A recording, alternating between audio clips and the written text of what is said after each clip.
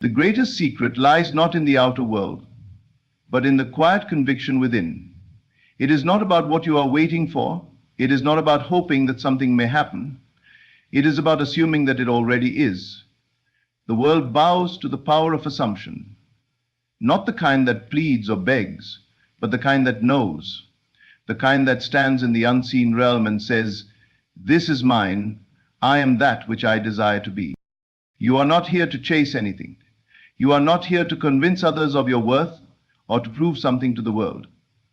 You are here to awaken, to remember who you are, and to act not with desperation, but with calm certainty. The moment you decide to embody the end, you shift reality. You do not wait for the evidence.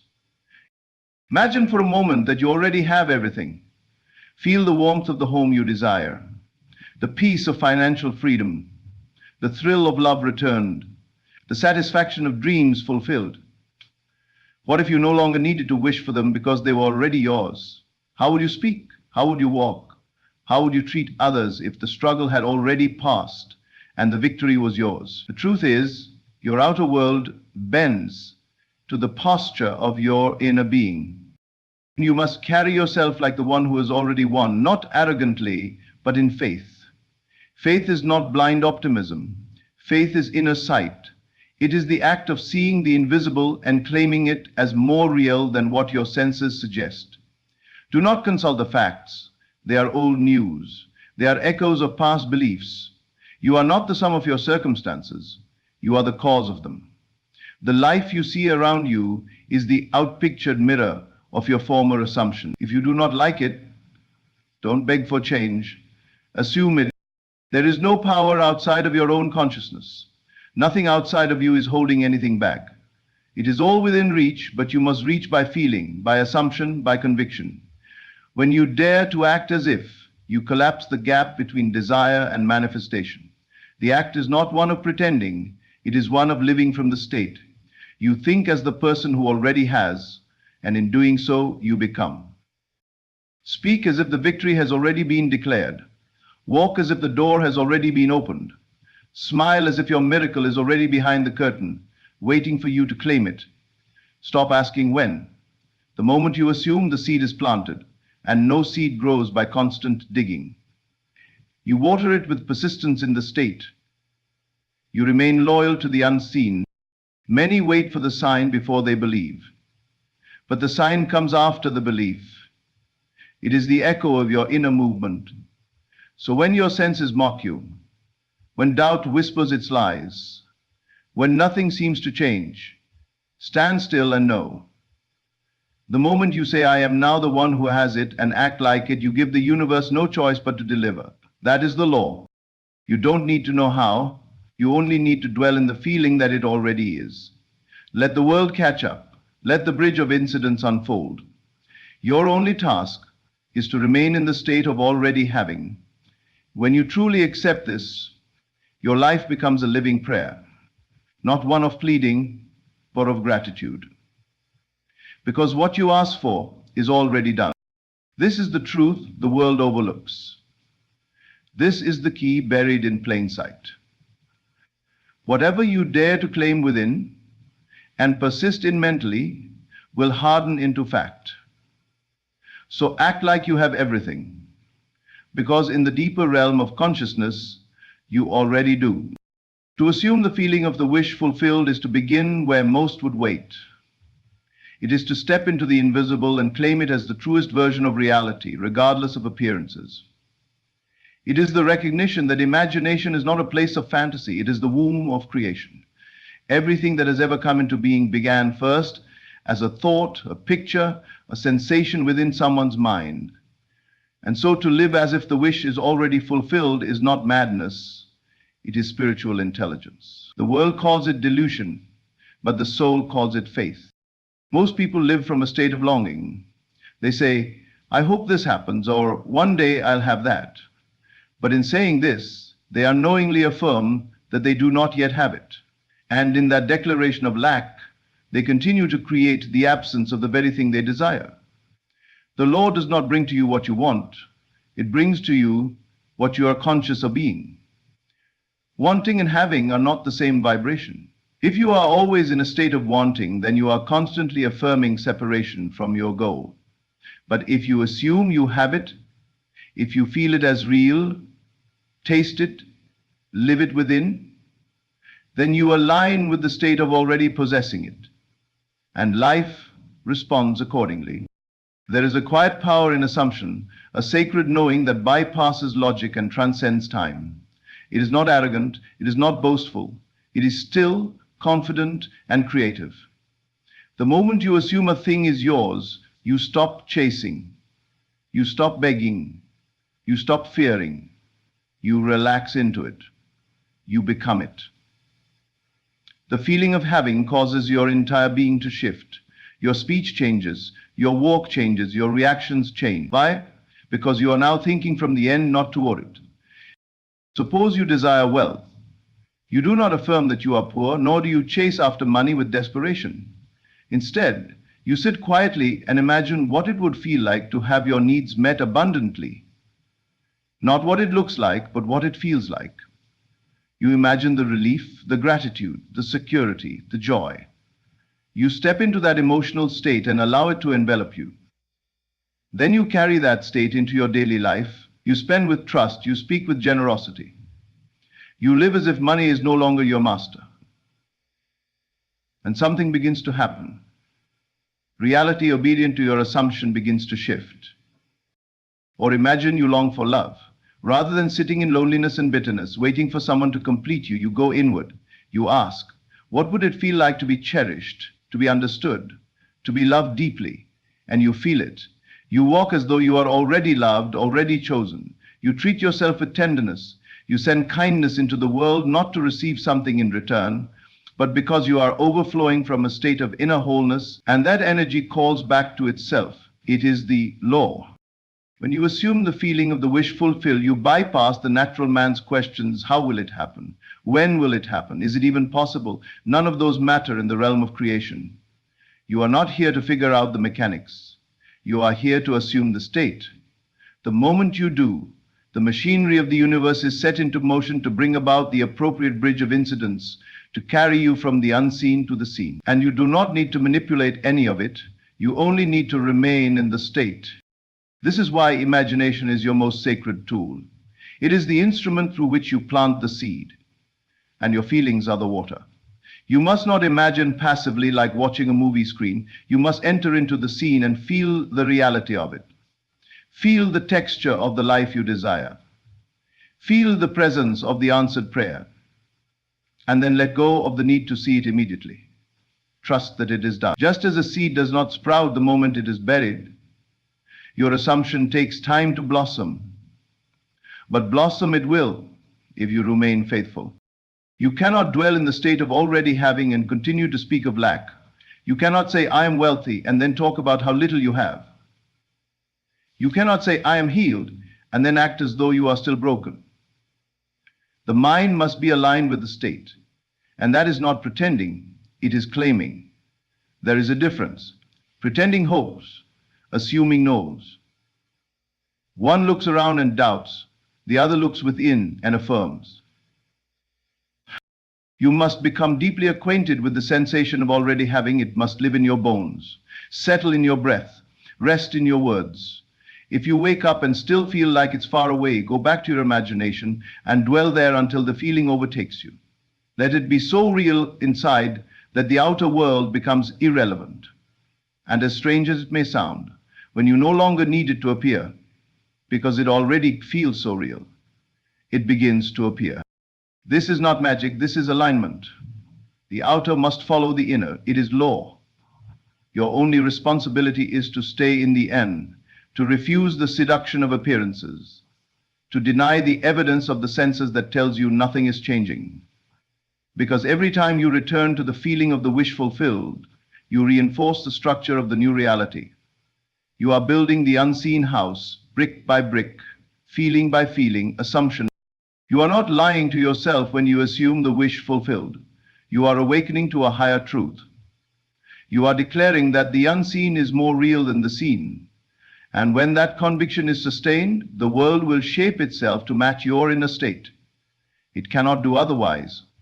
So return again and again to that place within, the place where it is already done, the place where you no longer ask but give thanks, where you no longer seek but rest, where you no longer desire but are. Everything you see around you is a reflection of what you have accepted within. The outer world, with all its noise and movement, is simply a mirror, neutral, obedient, and precise. It does not invent or initiate anything on its own. It waits for instruction. And that instruction is always delivered silently through the beliefs you hold, the feelings you nurture, and the assumptions you carry. Like garments worn on your soul, the world, for all its complexity, does not define you, it reflects you. This truth is often the most difficult to accept, for it removes the illusion of blame. It takes away the comfort of pointing fingers and waiting on external saviors. But it is also the most liberating realization, because it places the power back into your hands. If the outer is shaped by the inner, then change begins not with effort, but with awareness.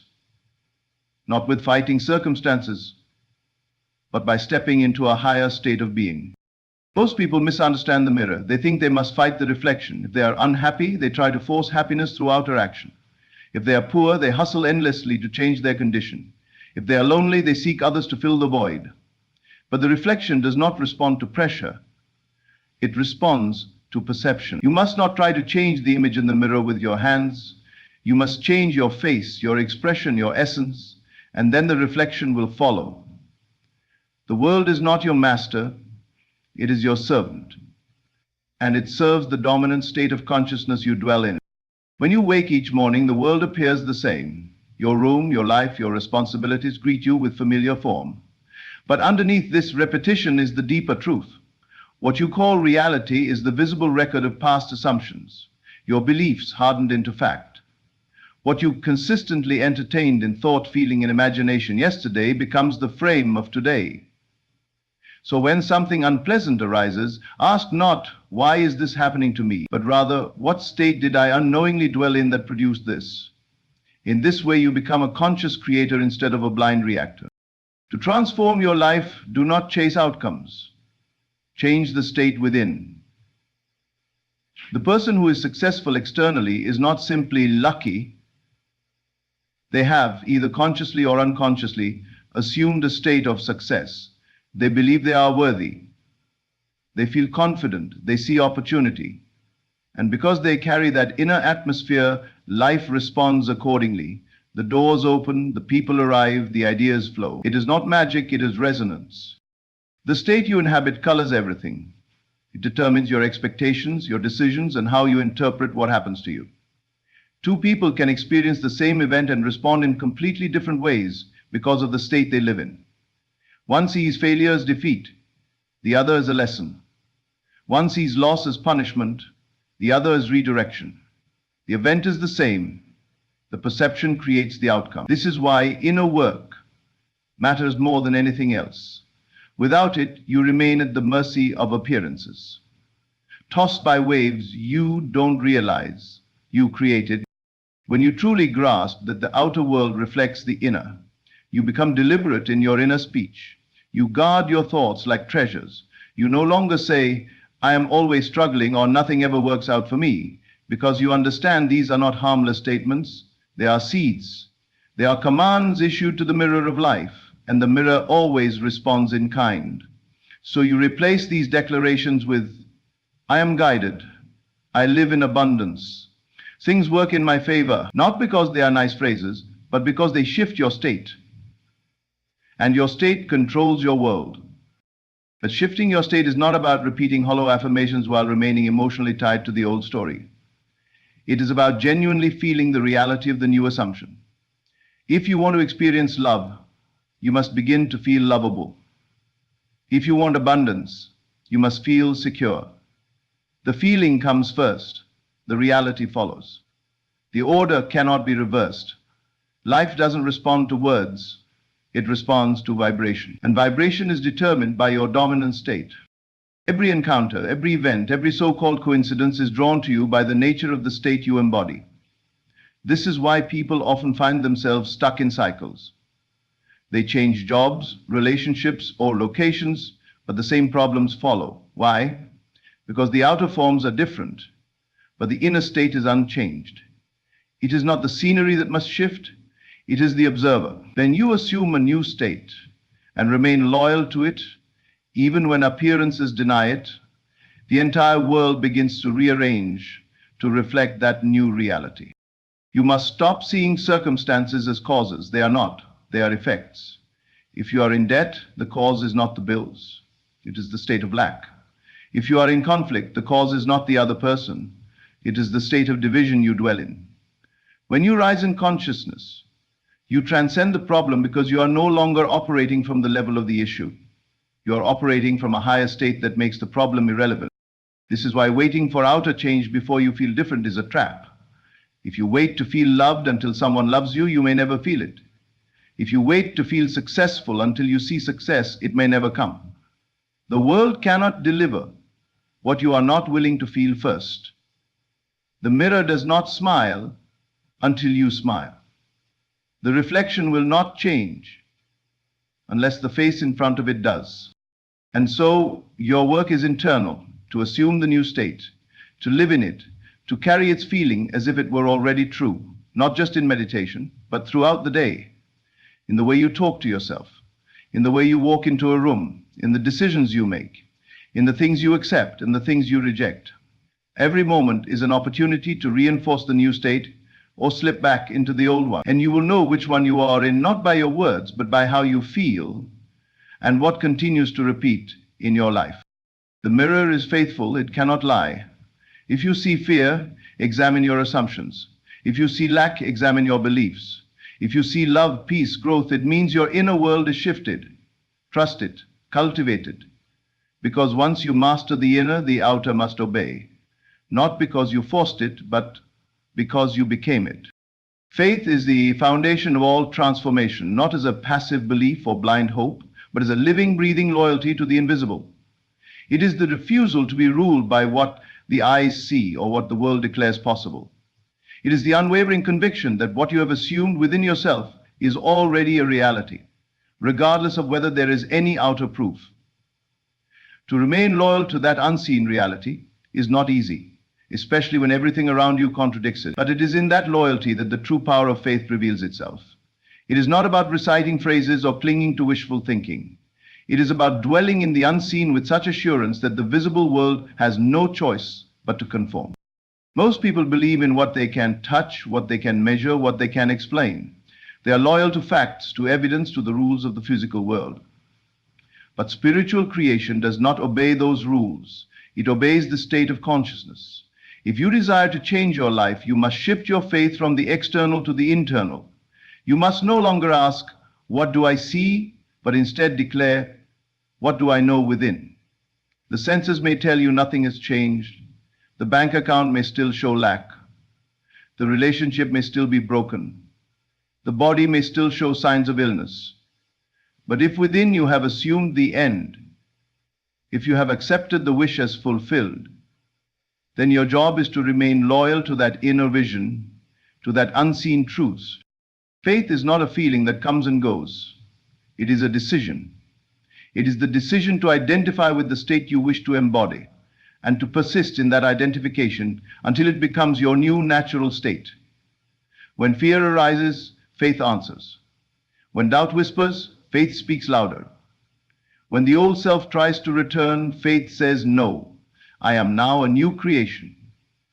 This is not the kind of faith that waits for results to feel secure. It is the kind that stands secure, even in the absence of results. It is not reactive, it is creative. And that is where its strength lies. Imagine standing in the middle of a storm, but within you are calm. Why? Because you know the storm is temporary. You know the sun is already shining beyond the clouds. You know the outcome is already yours. That is faith. It is not being blind to reality. It is seeing a deeper reality and refusing to be shaken. It is not a denial of facts. It is a declaration of truth. The facts say, "You can't." Faith says, "I already did." The facts say, "It's over." Faith says, "This is just the beginning." This inner loyalty to the unseen is not passive waiting. It is active embodiment. You speak as the healed, not the sick. You live as the blessed, not the burdened. You move as the successful, not the striving. And though the world may not yet reflect it, your inner world has already shifted. And that inner shift must be followed by the outer. For the outer has no life of its own. It only echoes what you continually affirm within. The greatest challenge is to remain faithful when nothing seems to change. When the days pass and the outer world still looks the same. When discouragement tries to creep in and tell you it's not working, but that is the very moment your faith is tested. And that is the moment it must stand firm. Anyone can believe when things go well, but to believe when they don't, that is where transformation is born. Faith is not proven in the sunshine. It is proven in the silence, in the shadows, in the space between the planting and the harvest. To remain loyal to the invisible is to treat it as if it is more real than anything your senses can detect. You walk with it. You think from it. You make decisions based on it. If you are believing for abundance, you do not make choices rooted in fear. If you are believing for love, you do not speak from loneliness. If you are believing for healing, you do not dwell in thoughts of weakness. You align your mind, your emotions, and your actions with the state you have accepted as real. And when all parts of you are in agreement, the outer must bend. This is why faith is often misunderstood. It is not about passively hoping something might happen one day. It is about stepping into the reality now. It is about saying, this is who I am. This is what I have. This is where I dwell, even if the world laughs or doubts or criticizes. You are not living for their approval. You are not waiting for their validation. You are walking in your truth. And your truth is not dependent on external evidence. It is born of an inner knowing that defies time and limitation. Your task is not to convince others, it is to remain convinced within. You are not here to prove your vision, you are here to embody it. And as you do, the world will come into alignment. Not through force, not through striving, but through the natural unfolding that follows unwavering faith. You are the center of creation. And your faith is the force that shapes what appears around you. So be selective in what you believe, be deliberate in what you assume, and be loyal, fiercely loyal to the world you have chosen within. Because when you live in this way, you no longer need to chase, to struggle, to plead. You dwell in a state of fulfillment, and from that state everything flows. You become magnetic, not because you are trying, but because you are aligned. The world cannot help but reflect what you persistently know to be true. And so the invisible becomes visible, not because it was created then, but because it was always there, waiting for your faith to call it forth. To act as if you already possess what you desire is to move in complete alignment with the unseen truth. It is the moment when belief becomes embodiment. You're no longer trying to believe. You are no longer waiting to see a sign. You are no longer caught in the illusion that the world must change first before you feel different. You realize that it is your inner state that governs your behavior, and when you deliberately shift that inner state, your outer actions naturally follow. And you do not force yourself to act. You act because you are. Because you have already become the one who has what you once only longed for. Most people wait for proof before they change their behavior. They wait to feel rich before spending with trust. They wait to be loved before acting in confidence. They wait for success before speaking with authority. But those who understand the deeper law of consciousness know that it works in reverse. You act from the state, not toward it. And it is that shift from pursuit to possession that transforms your life. When you begin to carry yourself as the one who already has, you send a clear and powerful message to the universe. You declare, this is who I am now, and life reorganizes to reflect your new identity. This is not performance. It's not pretense. It is not about faking confidence or pretending something you do not believe. It is about entering the emotional and mental atmosphere of the fulfilled desire and living from it sincerely. It is not about trying to impress others or convince yourself with empty gestures. It is about the quiet knowing that you are now in possession of your desire. and your actions naturally flow from that state. Just as a person who is truly joyful does not need to try to smile, or a person who is truly confident does not need to force boldness, you do not need to strain to act the part. When you are the part, the behavior follows. Think of a person who just received good news, a job offer, a healing report, a long-awaited message. Their energy shifts instantly. Their voice changes, their step is lighter, their entire countenance reflects the inner shift. But what if you chose to carry that energy before the outer confirmation? What if you decided to walk as if the offer was already yours, as if the door had already opened? That is the essence of creation through assumption. You don't wait for the outer to give you permission to feel. It is the feeling that gives the outer its instruction. To act as if you already possess something is to honor the invisible as more real than the visible. When you want love, you act like someone who is already loved. You treat yourself with the dignity and care that someone cherished would show. You no longer chase people or seek validation because you are full. When you want wealth, you act with calm confidence, not from fear or lack. You become a steward, not a struggler. You do not throw money away or spend recklessly, but you stop making decisions based on desperation. You are guided by the energy of having, not missing. This principle changes how you show up in every area of life. If you desire success, you speak with authority. You take steps that match the life you want. You don't wait to feel ready. You move because the version of you that already has success would move. You take the call, you write the email, you show up with excellence. Not because you're trying to earn your worth, but because you already know your worth. You are not acting to get something, you are expressing what you already are, even when no one sees it, even when the evidence has not appeared, especially then. That is when your actions carry the most weight, because you are declaring a truth that the senses cannot yet confirm. You are living by a higher law, and the world cannot help but bend to it in time. When you show up as the person who already has what you want, doors open that were once invisible. Conversations happen that once seemed impossible. Ideas flow that were once locked behind self-doubt. The universe responds not to what you want, it responds to who you are being. You must understand that your actions are not just physical movements. They are signals. They are messages sent into the field of possibility. Every step you take in alignment with your fulfilled desire is a vote for that reality. Every decision made from the end state brings you closer to the visible manifestation. But when you act from the old state, even if unintentionally, you reinforce the delay. You say with your actions, I don't have it yet, and life echoes that back. This is why your self-concept matters. If you still see yourself as someone who is waiting, lacking, striving, then your actions, even if well-meaning, will carry that energy. But if you see yourself as someone who already has, your entire life begins to mirror that self-image. You will no longer act out of insecurity or fear. You will act from peace, from trust, from fulfillment. And this kind of action carries a different frequency. It magnetizes the very thing you desire because it already lives in you.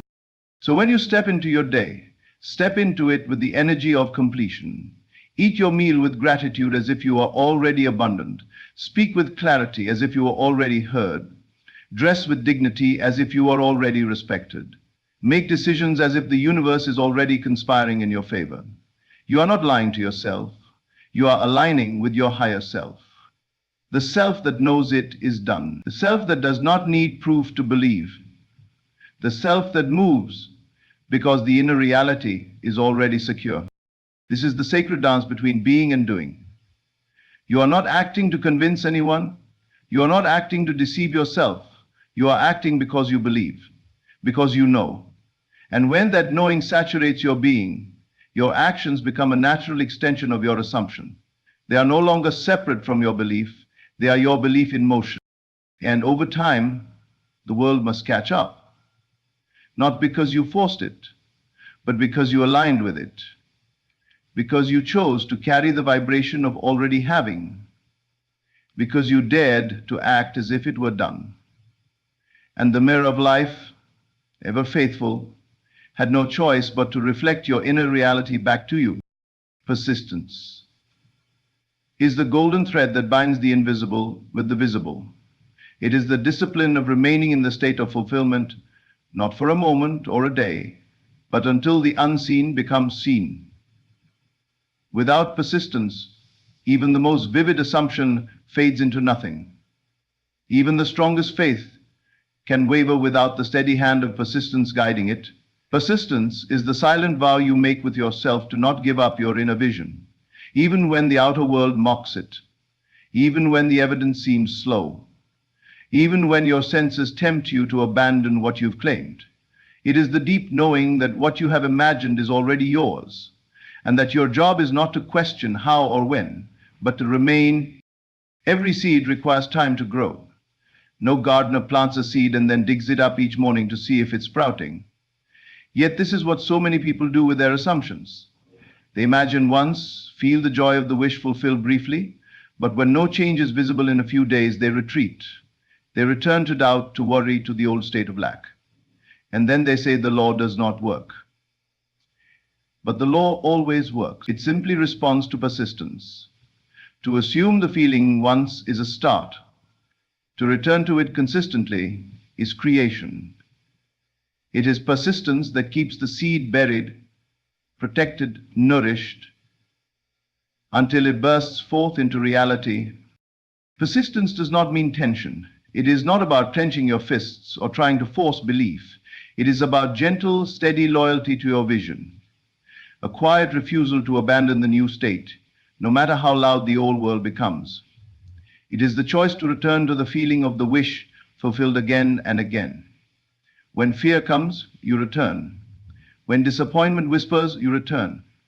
When the evidence of your senses contradicts your vision, and every time you return, you reinforce the foundation of your new reality. You say to life, "This is who I am now," and life responds, "Very well." There is a rhythm to creation, and persistence honors that rhythm. There is a time for planting, a time for waiting, a time for harvest. The waiting is not inactivity, it is inner work. It is continuing to dwell in the new identity, to walk as the one who already has, to think and feel as if the prayer has already been answered. This is where most people falter. They believe their circumstances more than their imagination. They believe their senses more than their inner knowing. But if you understand that the world is only a delayed reflection, you will stop reacting to it and start mastering it. Persistence allows you to stand still when everything around you shifts and sways. It makes you unshakable. True persistence is not gritting your teeth. It is a love affair with your vision. You fall in love with the feeling of already being what you desire. You dwell in it because it feels good, because it feels real, because it feels like home.